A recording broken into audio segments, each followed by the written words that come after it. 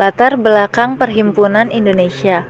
Perhimpunan Indonesia atau PI merupakan organisasi pergerakan nasional pertama yang menggunakan istilah Indonesia. Bahkan, Perhimpunan Indonesia menjadi pelopor kemerdekaan bangsa Indonesia di kancah internasional. Kilas Sejarah Perhimpunan Indonesia. Perkumpulan ini pada mulanya bukanlah sebuah organisasi politik yang revolusioner, melainkan perkumpulan sosial mahasiswa Indonesia di Belanda yang bertujuan untuk memajukan kepentingan bersama pelajar-pelajar Hindia Belanda di negeri Belanda dan mengadakan hubungan dengan Hindia Timur. Organisasi ini menjadi organisasi politik setelah bergabungnya Sutomo, Hatta, Ali, Sastroamidjojo, Budiarto, Iwakusuma Sumantri, Iskak, dan tokoh-tokoh komunis seperti Semaun, Tan Malaka, dan Darsono pada tahun 1920-an. Pada tahun 1922, Indes Vereniging berubah nama menjadi Indonesia's Vereniging, dan Muhammad Hatta terpilih menjadi Ketua Perhimpunan Indonesia. Pergerakan Indonesia's Vereniging semakin mantap ke arah perjuangan nasionalisme, sehingga pada 1925 berganti nama menjadi Perhimpunan Indonesia. Lokasi dan tahun berdiri.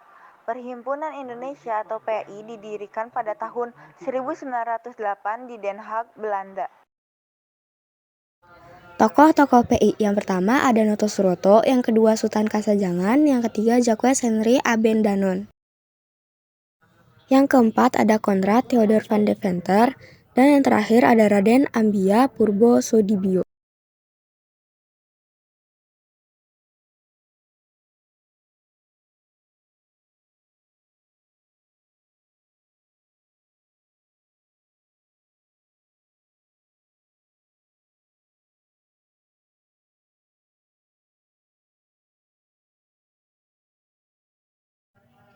Pada 27 September 1927, para pemimpin PI ditangkap, namun dibebaskan lagi pada 1928. Tahun 1928 sampai 1929, organisasi Perhimpunan Indonesia kurang begitu aktif. Dan pada 1931, Hatta dikeluarkan dari PI. Akhirnya organisasi ini bubar karena kehilangan organisator utamanya. Sifat pergerakan. Perhimpunan Indonesia dianggap sebagai organisasi pergerakan nasional yang bersifat radikal karena gerakan yang dilakukan sangat mengkritik terang-terangan kepada pemerintah kolonial Belanda. Kegiatan politik memiliki hubungan baik dengan komunis, terutama ketika Perhimpunan Indonesia dipimpin oleh Hatta tahun 1926.